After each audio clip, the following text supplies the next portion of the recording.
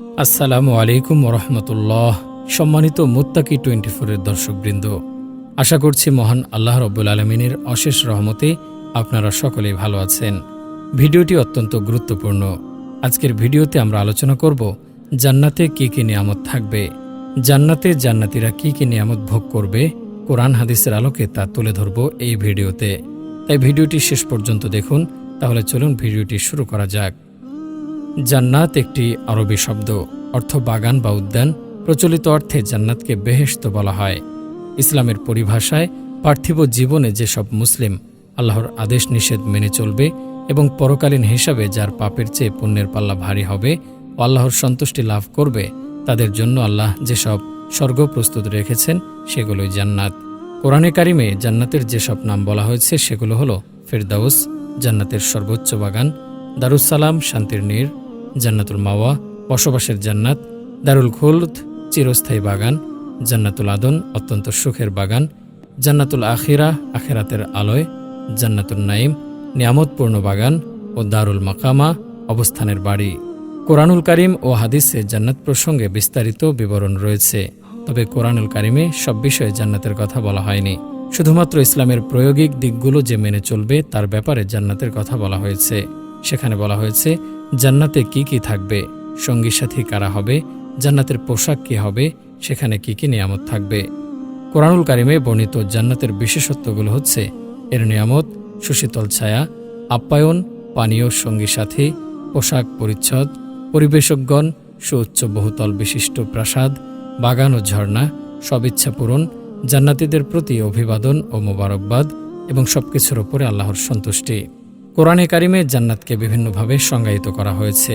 সেসব সংজ্ঞায় বলা হয়েছে উত্তম আবাস, আল্লাহর রহমতের আশ্রয়, সম্মান ও মর্যাদার জায়গা, নিয়ামতে পরিপূর্ণ জান্নাত, শান্তির আবাস, শান্তির ভুবন, ক্ষমা এবং বিরাট প্রতিদান, শুভ পরিণাম, বাগান ও নির্ঝরিণী, বড় ভালো আবাস, বিরাট প্রতিদান, সম্মানজনক জীবিকা, নিয়ামতে পরিপূর্ণ জান্নাত, উৎকৃষ্টতর জিনিস, চমৎকার আশ্রয় এবং আবাস, মাগফিরাত ও সম্মানজনক রিজিক, মাগফিরাত ও বড় পুরস্কার, মাগফিরাত ও মর্যাদাপূর্ণ প্রতিদান, নৈকট্যের মর্যাদা ও উত্তম প্রতিদান, নৈকট্যের মর্যাদা ও শুভ পরিণাম, যেমন উত্তম তেমনি চিরস্থায়ী, উত্তম প্রতিদান, সর্বোত্তম প্রতিদান, সর্বোত্তম প্রতিদান, বিরাট প্রতিদান, বিরাট পুরস্কার, নিয়ামত ভরা জান্নাত, প্রতিদান ও যথেষ্ট পুরস্কার, অফুরন্ত পুরস্কার, এমন পুরস্কার যা কোনোদিন শেষ হবে না।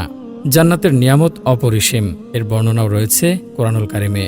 সেসব বর্ণনায় বলা হয়েছে তাদের জন্য রয়েছে চির বসন্তের জান্নাত, যার পাদদেশে প্রবাহিত হতে থাকবে নদী।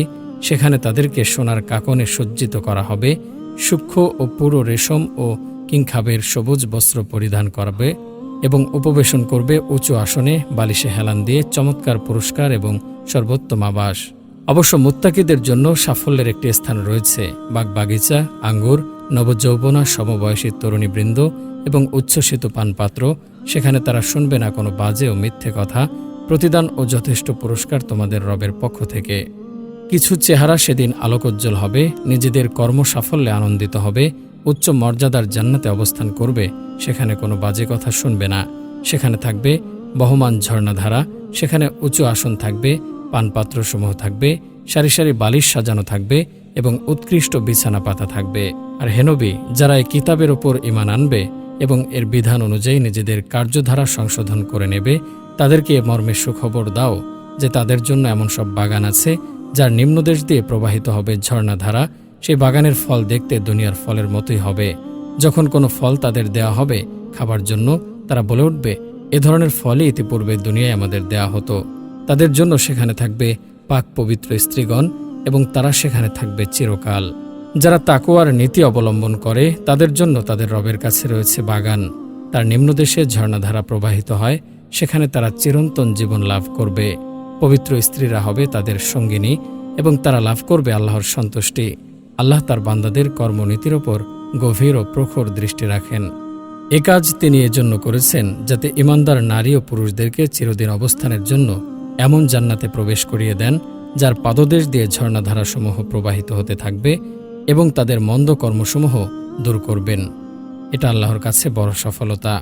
দৌড়াও এবং একে অপরের চেয়ে অগ্রগামী হওয়ার চেষ্টা করো তোমার রবের মাগফিরাতের দিকে এবং সে জান্নাতের দিকে যার বিস্তৃতি আসমান ও জমিনের মতো। তা প্রস্তুত রাখা হয়েছে সে লোকদের জন্য যারা আল্লাহ ও তার রাসূলদের প্রতি ঈমান এনেছে। এটা আল্লাহর অনুগ্রহ, যাকে ইচ্ছা তিনি তা দান করবেন। আল্লাহ বড়ই অনুগ্রহশীল।